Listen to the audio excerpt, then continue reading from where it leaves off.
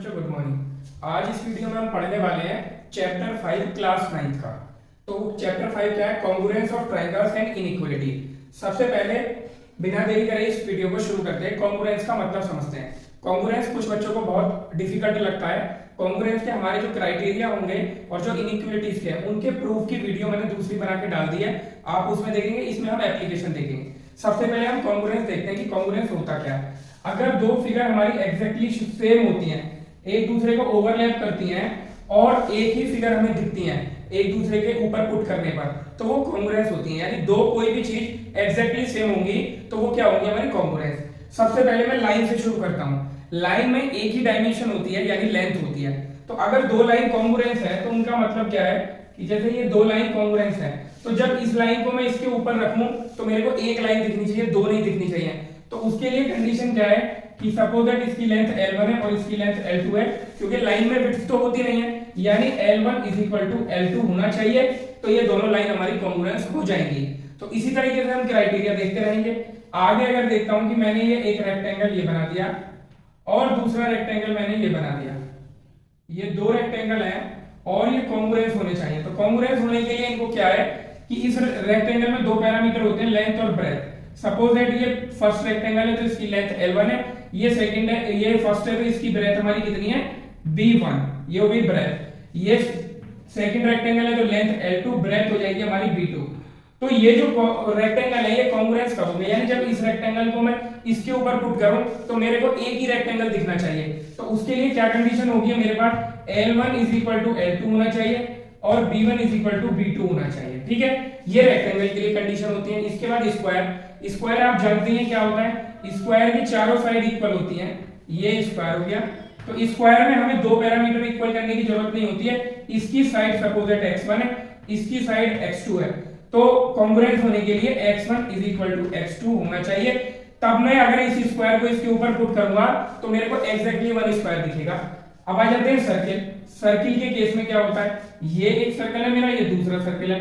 तो सर्किल में क्या होता है? ये है हमारी रेडियस r और इसकी रेडियस r। ये दोनों अगर इक्वल हो जाती है, ये r1 और ये r2। वैसे बनाने में छोटा बड़ा हो गया है मेरे से, लेकिन अगर हम मैथमेटिकली देखें कि r1 r2 है, तो अगर मैं इस सर्किल को इसके ऊपर रखूंगा तो ये एग्जैक्टली ओवरलैप कर लेगा। तो ये अभी तक हमारे कुछ फिगर्स थी जिससे मैंने तुम्हें आइडिया दिया। जैसे 2 5 रुपीस के कॉइन लेता हूं, उन दोनों को मैं एक के ऊपर एक रखूंगा, यानी वो अगर वो सेम कॉइन है तो वो एक दूसरे को ओवरलैप कर लेंगे। तो congruence basically exactly same figures के लिए हम कॉन्ग्रुएंस बोलते हैं। इसके बाद आ जाते हैं, हमारा आता है ट्रायंगल।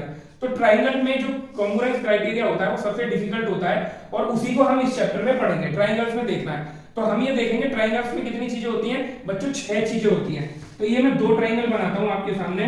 तो क्राइटेरिया मैं आपको बाद में बताऊंगा, पहले थोड़ा सा मैं आइडिया दे देता हूं कि ट्रायंगल में कॉन्ग्रुएंस क्यों हम डिटेल में पढ़ते हैं। ये DEF हो गया ट्रायंगल और ये ABC हो गया।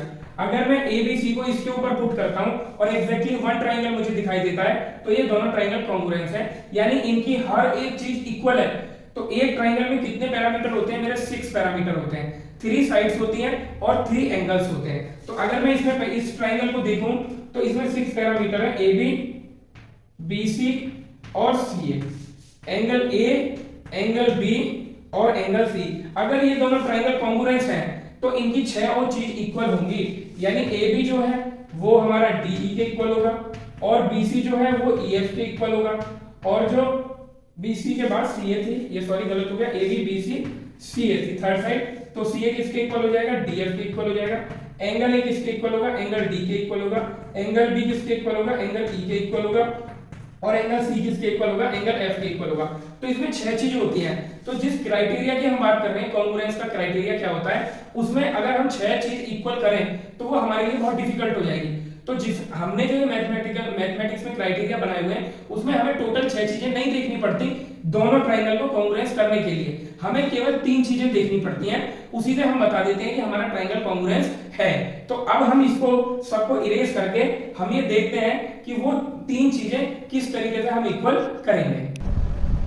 तो ट्रायंगल एग्जैक्टली सेम होने के लिए यानी कॉन्ग्रुएंस के लिए हमारे 5 क्राइटेरिया हैं। तो हम इसको वन बाय वन डिस्कस करते हैं, आपको समझना है। सबसे पहला क्राइटेरिया है SAS। S मतलब साइड, A माने एंगल।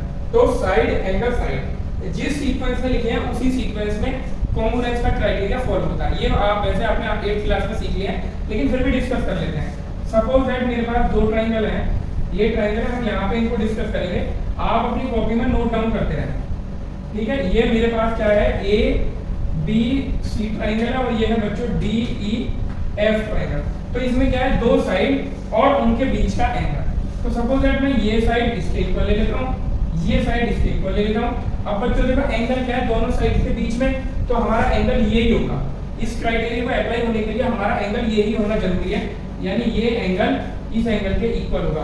तो अब देखो तीन चीजें इक्वल हो गई हैं, ये दोनों ट्राइंगल एग्जैक्टली सेम होंगे, इस एंगल को भी देखने की जरूरत नहीं है, इस एंगल को भी देखने की जरूरत नहीं है, और ये जो साइड बची इसको भी देखने की जरूरत नहीं है, ये दोनों एग्जैक्टली सेम होंगे। तो अब हम क्या करेंगे, तो जब कॉन्ग्रुएंस होते हैं तो उसका मतलब ये होता है, जब भी हम दो ट्राइंगल को कॉन्ग्रुएंस लिखेंगे, इस बात को जरूर ध्यान से देखेंगे कि जो पॉइंट जिसके ऊपर लाई कर रहा है उसी के साथ वो रहेगा। जैसे मैं यहाँ पे लिख देता हूँ triangle A B C, congruence है, कॉन्ग्रुएंस का बच्चों ये साइन होता है दो इज इक्वल टू के ऊपर ये वाला साइन, यानी कॉन्ग्रुएंट। तो अब बच्चों देखो ये ए बी सी लिखा है मैंने, तो इधर ट्राइंगल में कौन सा लिखूंगा, ए के ऊपर जो पॉइंट आएगा वो बिल्कुल ए के साथ लिखूंगा मैं, यानी अगर मैं इसको उठा के इसके ऊपर रखूंगा तो ए के ऊपर कौन सा पॉइंट आएगा डी, तो इसको मैं लिखूंगा डी। बी के ऊपर कौन सा पॉइंट आएगा ई, और सी के ऊपर कौन सा पॉइंट आएगा बच्चों एफ। अगर मैंने इसको ऐसे लिख दिया triangle A B C congruence है ट्राइंगल ई डी एफ, तो बच्चों ये मेरा गलत हो जाएगा। कॉन्ग्रुएंस में इस बात का ध्यान रखना है कि जो पॉइंट जिसके ऊपर लाई कर रहा होगा वो उसी से मैच करेगा, वो उसी से मैच करेगा। तो ये हमारा फर्स्ट क्राइटेरिया होगा, दो साइड लेंगे और हम एक एंगल ले लेंगे, ठीक है। और एक चीज और है, जब हम अपने क्वेश्चंस में अप्लाई करेंगे तो क्राइटेरिया कैसे फाइंड करेंगे ये देखने के लिए हम पहले दोनों ट्राइंगल की कुछ तीन चीजें इक्वल कर लेंगे, ठीक है। फिर हम जब क्राइटेरिया लेंगे तो एक ही ट्राइंगल को ले लेंगे, एक ट्राइंगल में ये देखेंगे कि ये साइड ली हमने, ये साइड ली और बीच में एंगल लिया, तो कौन सा क्राइटेरिया हो गया, साइड एंगल साइड। क्लियर है बच्चों, तो उससे हमें पता चल जाएगा। अब आ जाता है बच्चों दूसरा केस। दूसरा केस में हम क्या करेंगे, इनको इरेज कर देते हैं, जो मैंने पैरामीटर लिए हैं इनको मैं हटा देता हूँ, दोबारा से दोनों ट्राइंगल ले लेता हूँ, तो उसमें देखेंगे अब है बच्चों मेरा ए एस ए यानी एंगल साइड एंगल। तो ये मेरे दोनों ट्राइंगल दिए हुए हैं, ये हो गया बच्चों ए बी सी, ये हो गया डी ई एफ। तो एंगल साइड एंगल, तो ये एंगल इसके इक्वल हो गया बच्चों, ये साइड इसके इक्वल हो गई और ये एंगल इसके इक्वल हो गया। यानी बच्चों यहाँ पे साइड दी बीच में दी हुई है, तो यहाँ पे साइड बीच में आ रही है दोनों एंगल्स के, तो ये दोनों ट्रायंगल हमारे कॉन्ग्रुएंस हो गए। तो केवल हमें इसकी तीन चीजें देख के पता चलेगा, छह चीजें हमें इनकी पूरी की पूरी नहीं देखनी है। ये एंगल भी हमने कंपेयर नहीं किया, इन तीनों अगर ये तीनों इक्वल हो जाते हैं तो ये दोनों ट्रायंगल एग्जैक्टली सेम होंगे। उसके बाद आ जाता है AAS। तो बच्चों AAS जो क्राइटेरिया है वो है डबल AS, यानी दो एंगल और एक साइड, और उसमें कोई भी पैटर्न फिक्स नहीं बनता। तो इसमें हम क्या करेंगे कि दो एंगल जो हैं वो कोई से भी हो सकते हैं। ये दो एंगल हो गए, ये इसके इक्वल, ये इसके इक्वल, और कोई सी भी साइड हो सकती है। वो अगर बीच में आएगी तो ये वाला क्राइटेरिया बन जाएगा, अगर वो बीच में नहीं होगी तो वो डबल AS बन जाएगा, कोई से भी दो एंगल और कोई सी भी एक साइड। लेकिन वो बीच में आएगी तो हम उसे इस क्राइटेरिया में लिखेंगे, बीच में आएगी तो वो ASA बन जाएगा, यानी बीच में ना होकर वो कोई सी अदर साइड भी हो सकती है। बच्चों आ जाता है नेक्स्ट क्राइटेरिया ट्रिपल S, यानी साइड साइड साइड। तो इसमें क्या है, एक ट्राइंगल की तीनों साइड दूसरे वाले ट्राइंगल की तीनों साइड के इक्वल होती हैं, तो ट्राइंगल कॉन्ग्रुएंस हो जाते हैं, यानी उनके सारे एंगल भी फिर इक्वल होंगे। ये है DEF, तो ये साइड इसके इक्वल, ये साइड इसके इक्वल और ये इसके इक्वल। तो हमने केवल इसमें तीन चीजें इक्वल करी हैं, जो तीन एंगल बचे वो ऑटोमेटिकली इक्वल होंगे। अब आ जाता है सबसे लास्ट क्राइटेरिया जो कि RHS है, यानी ये राइट एंगल ट्राइंगल में अप्लाई होता है। ये नॉर्मल ट्राइंगल के लिए नहीं है, क्योंकि इसमें लिखा भी हुआ है RHS। R का मतलब होता है राइट एंगल, H का मतलब होता है बच्चों हाइपोटेन्यूस, और S का मतलब होता है कोई भी एक बची हुई साइड। तो मैं दो राइट एंगल ट्राइंगल बनाता हूँ, उसमें हम देखेंगे कि कैसे कॉन्ग्रुएंस वो होते हैं। एक ट्राइंगल ये हो गया और एक ट्राइंगल हमारा ये हो गया। तो सबसे पहले दोनों राइट एंगल ट्राइंगल है, तो एंगल तो 90 हो गई होगा, ये 90 होना चाहिए। दूसरी बात वो कह रहा है कि हाइपोटेन्यूस, हाइपोटेन्यूस कौन सी साइड होती है बच्चों, ये कैसे पहचानते हैं, ये आपको पता होना चाहिए। हाइपोटेन्यूस हमेशा 90 के अपोजिट वाली साइड जो होती है वो हाइपोटेन्यूस होती है, यानी 90 के सामने ये, 90 के सामने ये, यानी एक हाइपोटेन्यूस इक्वल होना चाहिए। और तीसरा क्या कह रहा है वो साइड, तो साइड बची दो, ये वाली, इसमें भी बची दो, तो इन चारों दोनों में से, इन दोनों में से कोई भी ये साइड इस साइड के इक्वल, तो ये हमारे ट्राइंगल क्या हो जाएंगे, कॉन्ग्रुएंस हो जाएंगे। ये वाली साइड इस साइड के भी इक्वल हो सकती है, तब भी हमारे ट्राइंगल कॉन्ग्रुएंस होंगे। और इसी में हम एक चीज करके देख लेते हैं कि अगर इस साइड के इक्वल है, तो ट्राइंगल कॉन्ग्रुएंस हो जाएंगे हमारे ए बी सी, कॉन्ग्रुएंस है ट्राइंगल डी ई एफ के। ठीक है बच्चों, ये मैंने इनके लिए लिखा है। लेकिन अगर मैं ये वाली जो साइड है, इस वाली साइड को इस वाली साइड के इक्वल कर देता हूँ, तो ट्राइंगल कैसे कॉन्ग्रुएंस होंगे, जो मैंने पहले बात बताई थी। अगर अब ये इसके इक्वल हो जाता है, तो आप खुद ही सोचो कि ये तो हमारा ये वाली साइड इसके इक्वल है, यानी कि हमारा जो ये अब ए बी आएगा वो ई एफ के ऊपर होगा। किसके होगा? ई एफ के ऊपर होगा, यानी जो एफ है वो ए के ऊपर ओवरलैप होगा, यानी ट्राइंगल ए बी सी। अब जो कॉन्ग्रुएंस होगा, जो ट्राइंगल है ए जो है वो एफ के आएगा, तो ए के सामने हम एफ लिखेंगे। ठीक है, ये वाली साइड इसके इक्वल है, और जो बी है वो किसके ऊपर आएगा? ई के ऊपर, तो यहाँ लिखेंगे ई, एफ ई डी। अब ये देखा बच्चों, जब ये दोनों इक्वल होगी तो ट्राइंगल ए बी सी जो कॉन्ग्रुएंस है वो डी ई एफ के कॉन्ग्रुएंस ना होके एफ ई डी के कॉन्ग्रुएंस है, यानी जो ए है वो एफ के ऊपर ओवरलैप करेगा, जो बी है वो ई के ऊपर, और जो सी है वो डी के ऊपर ओवरलैप करेगा। तो ये हमारा हो गया। अब बात कर लेते हैं कुछ इनइक्वालिटीज की। इनइक्वालिटीज हम देख लेते हैं ट्राइंगल में कौन कौन सी होती है, फिर इन दोनों के ऊपर बेस्ड हम क्वेश्चन देखेंगे। अब आ जाते हैं ट्राइंगल की इनइक्वालिटीज पे। तो ट्राइंगल के अंदर इनइक्वालिटी क्या होती है ये हम देखेंगे और हम नोट भी करते रहेंगे। ये ट्राइंगल है मेरा ए बी सी, तो फर्स्ट इनइक्वालिटी कहती है कि the sum of two sides of the triangle is greater than the third, यानी ट्राइंगल की दो साइड्स का सम थर्ड से ग्रेटर होता है। यानी अगर मैं दो साइड ले लूं A B plus B C, ये ए बी और ये बी सी, तो ये थर्ड से ग्रेटर होगा, यानी ग्रेटर देन ए सी। अब इसी चीज को मैं तीन तरह से लिख सकता हूँ। मैंने ए बी और बी सी को एक साथ लिया, तो मैं BC और AC को भी एक साथ ले सकता हूँ, तो यानी BC प्लस AC जो होगा वो ग्रेटर देन होगा AB से। ठीक है, और इसको मैं थर्ड टाइप से भी लिख सकता हूँ, CA plus AB, CA plus AB जो ग्रेटर देन होगा वो होगा हमारा BC से। तो ये ट्राइंगल की पहली इनइक्वालिटी है कि sum of two sides of the triangle is greater than the third. Second inequality आती है इसमें difference of the two sides. तो अब हम इसी ट्राइंगल में लगाते हैं difference of the two side, यानी अगर मैं AC माइनस AB करूंगा, AC माइनस AB करूंगा तो वो लेस देन थर्ड साइड होता है, यानी difference of the two side is less than the third, यानी वो लेस देन कितना होगा? BC। इसको भी मैं तीन तरह से लिख सकता हूँ। मैंने दिस माइनस दिस किया, इस बार हम क्या करेंगे? दिस माइनस दिस कर लेंगे, यानी BC minus AB less than third side यानी AC से। और तीसरा हो जाएगा BC minus AC, BC minus AC less than AB। तो ये दो इनइक्वालिटी होती है। इसमें एक प्रॉपर्टी और होती है ट्राइंगल में, तीसरी इनइक्वालिटी जो जिसे हम बोलेंगे कि ट्राइंगल में जो लॉन्गर साइड होती है, कोई भी अगर दो साइड लें उसमें जो बड़ी होगी उसके सामने वाला एंगल भी बड़ा होगा। यानी अगर मैं BC और AC में देखूं और मुझे गिवन है अगर BC ग्रेटर देन AC है, यानी BC AC से बड़ा है, तो BC के सामने बच्चों कौन सा एंगल है? A। देन क्या होगा? एंगल A ग्रेटर देन होगा किससे? AC के सामने जो एंगल है, AC के सामने एंगल कौन सा है? B, यानी एंगल B। ठीक है, और इसमें छोटी कौन सी थी? AC छोटी थी, तो AC के सामने वाला एंगल जो है हमारा B छोटा होगा। तो ये तीसरी प्रॉपर्टी इनइक्वालिटी होती है, और इन्हीं पे बेस्ड पूरी एक्सरसाइज में हमारे क्वेश्चन है। तो अब हम इस एक्सरसाइज के जो भी क्वेश्चंस हैं उनको देखते हैं, डिफिकल्ट क्वेश्चन को, तो आपका ये चैप्टर कंप्लीट हो जाएगा। अब देखो बच्चों, इसमें जितने भी मैं क्वेश्चन लूंगा वो ज्यादातर वो होंगे जिनमें एक्स्ट्रा कंस्ट्रक्शन लेते हैं, क्योंकि जो सिंपल क्वेश्चन है जिसमें डायरेक्टली दो ट्राइंगल कॉन्ग्रुएंस हो जाते हैं वो आप बहुत अच्छे से कर सकते हो, 8th क्लास में कॉन्ग्रुएंस आ जाता है। अब ये क्या कह रहा है? Bisector of vertical angle of triangle bisect the base prove that triangle is isosceles। तो एक हम ट्राइंगल बनाते हैं बच्चों, ये ट्राइंगल बनाते हैं, ठीक है, ये ABC ट्राइंगल है, और ये क्या बोल रहा है? ये कह रहा है कि बाइसेक्टर ऑफ वर्टिकल एंगल। ये वर्टिकल एंगल का मैंने बाइसेक्टर कर दिया, ये 1 हो गया और ये 2 हो गया, और बाइसेक्टर है तो मुझे गिवन कंडीशन क्या दी है बच्चों? गिवन दैट क्या होगा कि 1 इज इक्वल टू 2 दिया है, क्योंकि ये बाइसेक्टर है। वो कह रहा है बाइसेक्ट द बेस, यानी ये जो बेस है ये भी मेरे को इक्वल दिया है, यानी गिवन में BD इज इक्वल टू दिया है मेरे को BC। तो ध्यान से देखेंगे, पहला ही क्वेश्चन है कि कॉन्ग्रुएंस हम करते कैसे हैं। ठीक है, अब देखो अगर मैं इन दोनों ट्राइंगल में देखूं ADB और ADC, अगर मैं इन दोनों को कॉन्ग्रुएंस कर दूं तो AB is equal to AC आ जाएगा। लेकिन अगर जो मेरे पास पैरामीटर दिए हुए हैं उनसे कॉन्ग्रुएंस हो ही नहीं सकता। मेरे कॉन्ग्रुएंस के क्राइटेरिया देखो, मैं यहाँ पे लिख देता हूँ SAS, ASA, AA, जो मैंने अभी आपको वीडियो में बताया, SSS, और RHS, ठीक है। तो इसमें ये देखेंगे बाइसेक्ट द बेस। अब देखो ये BD और CD इक्वल दिया है, एक पैरामीटर इक्वल हो गया, ये एंगल इस एंगल के इक्वल दिया है और ये लाइन आ रही है कॉमन, दोनों के अंदर है। तो अगर हम ये देखेंगे तो इसमें क्या है, क्राइटेरिया कोई लग ही नहीं रहा।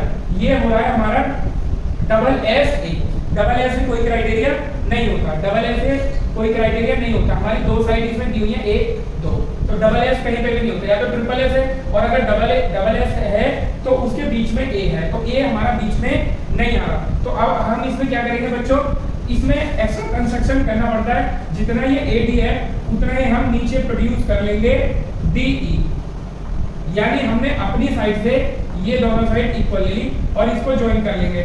जो भी हम कंस्ट्रक्शन कभी भी करेंगे उसमें हम एक कंडीशन अपने आप ले सकते हैं, जो भी हम कंस्ट्रक्शन करेंगे उसमें एक कंडीशन हम अपने आप ले सकते हैं। तो मैंने कंडीशन ली AD is equal to DE, और इसको लिख देंगे यहाँ पे बाई कंस्ट्रक्शन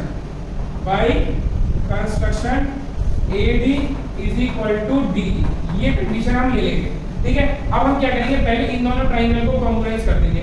अगर मैंने ये वाली साइड इसके इक्वल कर दी और ये साइड इसके इक्वल कर दी, तो बच्चों ये दोनों भी तो इक्वल आ जाएंगे। जब ये साइड इसके इक्वल है और ये इसके इक्वल हो गई, तो ये तीनों आपस में इक्वल हो जाएंगी। तो पहले हम इन दोनों ट्राइंगल को कॉन्ग्रुएंस करते हैं। तो इन दोनों ट्राइंगल को कॉन्ग्रुएंस करेंगे तो देखो ये साइड इसके इक्वल, ये साइड इसके इक्वल, और ये एंगल इक्वल टू ये एंगल वर्टिकल अपोजिट से। जब मैं क्राइटेरिया सर्च करूंगा तो एक ही ट्राइंगल को देखूंगा, साइड एंगल साइड, यानी ऐसे क्राइटेरिया मेरा लग रहा है। तो लगाओ in triangle ABD and triangle ABD के बाद हो जाएगा हमारा ECD में। तो अगर हम देखें तो BD इज इक्वल टू बच्चों क्या है, CD, आगे कंडीशन लिखेंगे कहां से है ये गिवन, ठीक है। और AD is equal to DE, ये क्या था हमारा कंस्ट्रक्शन, ठीक है। उसके बाद आ जाता है third parameter angle ADB is equal to angle आ जाएगा हमारा EDC, ये हो जाएगा वर्टिकली अपोजिट एंगल। तो हो जाएगा हमारा triangle ABD congruence to triangle ECD, ये दोनों ट्राइंगल कॉन्ग्रुएंस आ गए। अच्छा एक चीज और है जो मैं आपको बताना भूल गया कि जब ट्राइंगल कॉन्ग्रुएंस होते हैं तो उनके बाकी पार्ट्स भी इक्वल होते हैं, उसको क्या बोलते हैं, CPCT। उसको जरा लिख लेंगे, मैं यहाँ पे बता देता हूँ, उसको बोलते हैं CPCT, बाकी पार्ट जो होते हैं। इसका मतलब क्या होता है, आप कॉपी में नोट डाउन करेंगे, कॉरस्पॉन्डिंग पार्ट। क्या बोलते हैं, corresponding part of congruence triangle.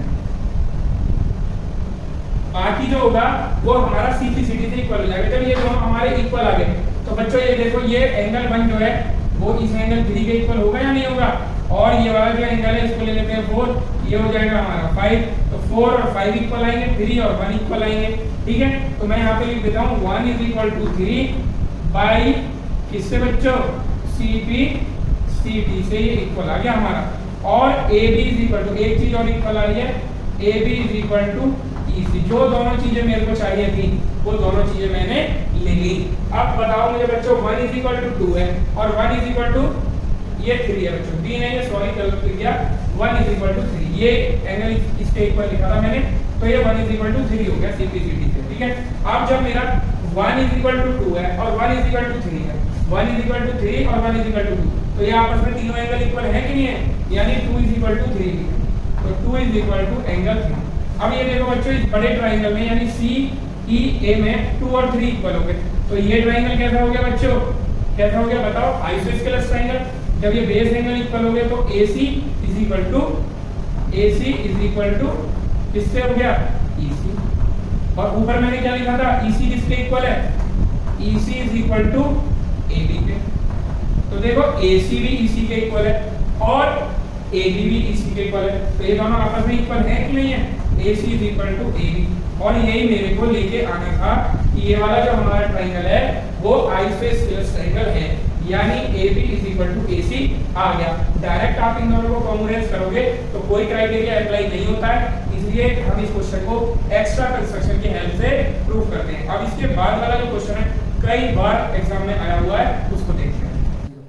अब आ जाता है नेक्स्ट एग्जांपल, बहुत बार आ चुका है क्वेश्चन, इसलिए ध्यान से देखेंगे, ज्यादा डिफिकल्ट नहीं है, बहुत इजी है। वो ये क्या कह रहा है, D is the mid point of the hypotenuse AC। Hypotenuse बोल रहा है तो राइट एंगल ट्राइंगल है, राइट एंगल ट्राइंगल का हाइपोटेनियस है AC। एक triangle ABC prove that BD is equal to 1/2 AC। जरा देख लेते हैं डायग्राम बना के कि BD कहां बनेगा। ये बच्चों मैंने लिया है राइट एंगल ट्राइंगल, और जो हाइपोटेनियस है उसने बोला उसको आप AC रखे ना, उसने फिक्स कर दिया, तो यानी B यहीं पे होगा, AC हमने हाइपोटेनियस लिया। वो कह रहा है कि जो इसका मिड पॉइंट है, ये मिड पॉइंट ले लिया हमने। अगर मैं इसको B से ज्वाइन करता हूं, ये पॉइंट हो गया बच्चों D, BD हो गया, तो वो ये कह रहा है कि जो BD है वो प्रूफ करो 1/2 AC होगा, और ये मिड पॉइंट दिया है तो ये AD is equal to CD होगा, बट ये इसके इक्वल नहीं दिया है, ये हमें लेके आना है। तो बच्चों इस क्वेश्चन में हम क्या करेंगे, हम एक्स्ट्रा कंस्ट्रक्शन करते हैं। एक्स्ट्रा कंस्ट्रक्शन क्या करेंगे, जितना BD है उतना ही आगे आप प्रोड्यूस करो, जितना BD है उतना ही आगे प्रोड्यूस करो, और आप फिर इसको यहां से ज्वाइन कर दो। ये बच्चों है हमारा एक्स्ट्रा कंस्ट्रक्शन, ठीक है। कंस्ट्रक्शन में मैंने पहले भी बताया था, इससे पहले वाले क्वेश्चन में केवल एक कंडीशन ले सकते हो, कम भी नहीं लोगे, अगर आपने कंडीशन नहीं ली तो सॉल्व नहीं कर पाओगे, और दो भी नहीं लोगे, केवल एक कंडीशन हम ले सकते हैं। तो मैंने जो कंडीशन लिया वो ये लिया कि BD और इस पॉइंट को मैं नेम कर ले रहा हूं E, तो यानी BD और DE मेरा इक्वल है, ठीक है। तो अब हम कुछ गिवन लिख लेते हैं और कंस्ट्रक्शन से लिखते हैं। तो गिवन क्या क्या है ये देखो, पहले गिवन दैट ये AC का मिड पॉइंट दिया था मुझे D, तो बच्चों हमें पता है AD is equal to DC given, ठीक है, और BD इज इक्वल टू हो जाएगा हमारा DE। ये बच्चों बाई कंस्ट्रक्शन है, ठीक है। तो अब हम कैसे करेंगे इस क्वेश्चन को वो देखते हैं। सबसे पहले हम इन दोनों ट्राइंगल को कॉन्ग्रुएंस करते हैं। अब इस क्वेश्चन की अप्रोच देखो कि अप्रोच कैसे हम लेके चलेंगे। एक बात बताओ बच्चों, अगर मैं ये वाली साइड यानी BE को और AC के इक्वल कर दूं, समझ आ रही है बच्चों, BE को AC के इक्वल कर दूं तो मेरा काम बन जाएगा। कैसे बनेगा, देखो BE is equal to AC हो जाएगा, और BE को मैं लिख दूंगा 2BD, क्योंकि ये BD और DE दोनों इक्वल है, तो मैं BE को 2BD लिख दूंगा, तो हो जाएगा 2BD is equal to AC, यानी 2BD is equal to AC, और यहां जो 2 आएगा उसको डिवाइड में ले जाऊंगा AC/2, तो ये मेरा काम हो जाएगा। यानी अगर मैं ABC को कॉन्ग्रुएंस कर दूं BEC के, लेकिन इनको कॉन्ग्रुएंस करने के लिए मुझे क्या करना होगा कि एक तो BC मेरे पास कॉमन है जो दोनों ट्राइंगल में, ठीक है, ना ये इक्वल है और ना ये वाला एंगल मेरे पास दोनों 90 है, तो इसको इक्वल करने के लिए हम इसको इक्वल, इन दोनों ट्राइंगल को कॉन्ग्रुएंस करेंगे। कॉन्ग्रुएंस करने पे दोनों इक्वल हो जाएंगे, और इक्वल होने के बाद ये दोनों एंगल भी हमारे 90 आ जाएंगे इसी कॉन्ग्रुएंस से। तो अब जल्दी से इस क्वेश्चन को देखते हैं बिना देरी करे हुए, ठीक है। तो इसमें क्या करेंगे, इन दोनों ट्राइंगल में आप पहले कॉन्ग्रुएंस लगाओ। इन ट्राइंगल ADB एंड दूसरा ट्राइंगल कौन सा है बच्चों, बोलो, ट्राइंगल EDC, ये ट्राइंगल है, ठीक है। अब इसमें कॉन्ग्रुएंस लगा रहा हूं मैं, आप ध्यान दो, AD is equal to BC, ये गिवन, और आगे आप ये कंडीशन जरूर लिखेंगे ब्रैकेट में, तभी मार्क्स मिलते हैं। BD is equal to BE, ये किससे है बच्चों, कंस्ट्रक्शन से, कंस्ट्रक्शन, ठीक है। और थर्ड क्या है मेरा, angle ADB is equal to angle CDE, ये हो जाएगा बच्चों वर्टिकली अपोजिट एंगल से। तो triangle ADB congruence to triangle CDE, ये हमारे कॉन्ग्रुएंस आ गए। कॉन्ग्रुएंस आने पे आप चीजें देखो क्या होगा, ये एंगल में 1 लेट करता हूं तो ये 2 लेट करता हूं इसको, तो 1 इज इक्वल टू 2 हो जाएगा, ठीक है, क्योंकि ये वाली साइड इस साइड के इक्वल है, ये एंगल इसके इक्वल नहीं हो सकता, क्यों, क्योंकि ये वाली साइड तो उसके इक्वल है, ठीक है। ये 3 हो गया और ये हमारा 4 हो गया। जिस चीज की मुझे जरूरत होगी वो मैं ले लूंगा, जिसकी जरूरत नहीं है वो मैं नहीं लूंगा। और ये वाली साइड किसके इक्वल हो जाएगी बच्चों, इसके इक्वल बाई CPCT से। तो कॉन्ग्रुएंस लगने के बाद क्या क्या इक्वल आ रहा है वो हम लिख लेंगे, angle 1 is equal to angle 2। अब सारे बच्चे देखेंगे कि जब 1 इज इक्वल टू 2 है तो ये वाली दोनों लाइन कैसी हो जाएंगी, पैरेलल, क्योंकि ये अल्टरनेट इंटीरियर एंगल है। 1 इज इक्वल टू 2, ये लाइन हमारी पैरेलल हो जाएंगी, तो मैं 1 इज इक्वल टू 2 के बाद यही लिख देता हूं क्या, कि AB पैरेलल टू बच्चों CE। क्लियर है बात, ये हमारे CPCT से, ये किससे आया था, बाई CPCT से आया था, 1 इज इक्वल टू 2, ठीक है, इसकी जरूरत है। दूसरा AB is equal to EC, AB is equal to EC, ये भी CPCT से आया, किससे आया, बाई CPCT से, ठीक है। अब हम क्या करेंगे, आप ये देखो, अगर ये वाली दोनों लाइनें पैरेलल है और BC को ट्रांसवर्सल लूं तो कैसी फिगर बनेगी, ऐसी फिगर बनेगी। और ये दोनों एंगल कितने हो जाएंगे बच्चों, को इंटीरियर एंगल। तो यानी मैं ये लिख सकता हूं ABC, यानी एंगल ABC प्लस ये वाला angle ECB plus ECB is equal to कितना हो जाएगा बच्चों, 180। यहाँ पे लिख भी देंगे और दो कंडीशन लिखते हैं हम, एक तो कॉन्सिक्यूटिव हो जाएगा ये एंगल, कॉन्सिक्यूटिव एंगल्स, और पैरेलल ट्रांसवर्सल भी आप बता दोगे तो बेस्ट रहेगा। AB पैरेलल टू CE और BC हमारी क्या है बच्चों, ट्रांसवर्सल, ये भी बता दोगे तो ठीक रहेगा। अब ABC कितना है बच्चों, 90, क्योंकि राइट एंगल दिया है। 90 प्लस एंगल ECB कितना, ECB इज इक्वल टू 180। तो बच्चों एंगल ECB कितना आ जाएगा, 90, उधर चला जाएगा, 180 में से 90 जाएगा तो 90, यानी ECB ये बड़ा एंगल भी 90 आ चुका है बच्चों। अब मैं क्या करूंगा, ये वाला ट्रायंगल ध्यान से देखो जो मैंने सबसे पहले बताया था कि ABC और ECB इन दोनों में हमें क्या लगाना है, कॉन्ग्रुएंस का क्राइटेरिया। तो हम लगाएंगे ट्रायंगल हो जाएगा ABC एंड ट्रायंगल कौन सा हो जाएगा बच्चों दूसरा, EBC, इसमें लगाते हैं क्राइटेरिया। तो अभी हमने प्रूव किया था AB is equal to CE, इसको लिख दो, AB is equal to CE किससे, बाय CPCT से। और ये वाला एंगल अभी 90, ये 90 गिवन दिया था, ये 90 हमने प्रूव कर दिया। तो angle ABC is equal to angle ECB is equal to 90 degree हो गया, ठीक है। और तीसरा क्या है, BC जो है वो दोनों ट्रायंगल में है, BC is equal to BC, इसके आगे लिख देंगे कॉमन, ये दोनों में है बच्चों, ये कॉमन है। तो कौन सा क्राइटेरिया लगा, ये यूज किया, ये एंगल SAS, क्राइटेरिया कौन सा होगा, SAS क्राइटेरिया, हमेशा क्राइटेरिया भी जरूर बताते हैं। तो ये दोनों ट्रायंगल कॉन्ग्रुएंस हो गए, यानी triangle ABC congruence to triangle हो जाएगा हमारा ECB, क्लियर है। अब जब ये दोनों कॉन्ग्रुएंस हो गए हमारे ट्रायंगल, तो इनकी हर एक चीज इक्वल होगी, यानी इनके ये वाली साइड, यानी मैं लिख सकता हूं कि जो BE है वो हो जाएगा बच्चों कितना, AC के इक्वल, ठीक है। BE को क्या लिख सकता हूं मैं, BD प्लस DE, ध्यान से देखना, इज इक्वल टू AC, जो मैंने शुरू में बताया था। अब BD जो है, BD प्लस DE कितना है, ये दोनों इक्वल है तो इसको भी BD लिख सकता हूं, इज इक्वल टू AC।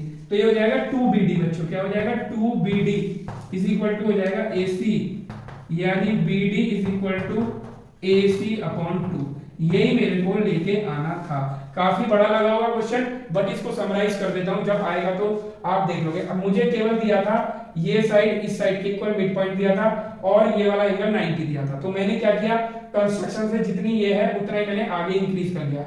इन दोनों ट्रायंगल को मैंने कॉन्ग्रुएंस कर दिया, ये इज इक्वल टू ये इज इक्वल टू ये, और ये वर्टिकली अपोजिट एंगल, क्लियर है। तो ये हमारा लग गया ऐसे। इसको लगाने के बाद ये एंगल और ये एंगल इक्वल आ गए, ये अल्टरनेट इंटीरियर एंगल, तो AB is equal to EC आ गया, ये पैरेलल हो गई और फिर ये ट्रांसवर्सल हो गई, ये 90 तो ये भी 90 कॉन्सिक्यूटिव एंगल से, ठीक है। ये हमारा 90 हो गया। तो जब ये 90 आ गया, फिर बड़े बड़े मैंने दोनों ट्रायंगल ले लिया, इनको कॉन्ग्रुएंस कर दिया, BE is equal to AC आ गया यहाँ पे BE, और BE को लिख दिया मैंने BD प्लस DE, और DE हमारा BD के इक्वल है तो 2BD हो गया, 2BD is equal to AC upon 2। तो ये हमारा आंसर आ गया। अब मुझे लगता है कि कॉन्ग्रुएंस पे आपको सारे क्वेश्चंस क्लियर हो गए। इसके लिए मैं एक वीडियो और बनाऊंगा जिसमें कुछ और कॉन्ग्रुएंस के और इनइक्वालिटीज के क्वेश्चंस होंगे।